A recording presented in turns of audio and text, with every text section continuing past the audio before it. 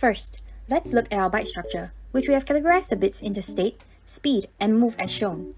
The state bit allows us to trigger the start and ending sequences. The speed bits indicates the speed selected. The move bits indicates the direction we want to move, which we have programmed 8 distinct movements. For the pin layout, we first allocated the pins with PWM for the motors and buzzer respectively. Then, we selected the UART pins to use, followed by the red and green LED pins. This is how we designed our phone application interface to look like. And this is how our code blocks are used to build our phone application. For the data packet flow, we divided it up into 3 phases: initialization, running, and ending phase.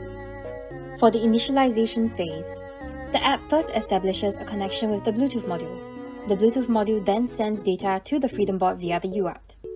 The UART2 IRQ handler packages the data into the RX data type, then sends it to T-Brain via the RX data ID message queue.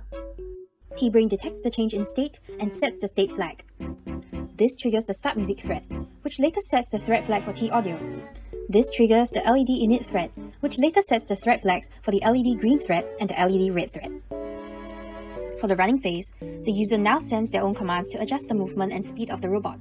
Now, T-Brain sends the past move and speed information directly to motor control thread instead, which in turn sets and clears the bot stop event flag to change the LED patterns for the green and red LEDs as required.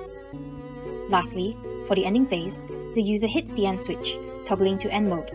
T-Brain now clears the state start flag to signal to the LED green thread, LED red thread, and T-Audio that they should stop the music and LED patterns. The robot can shift between these 3 phases in this order as shown.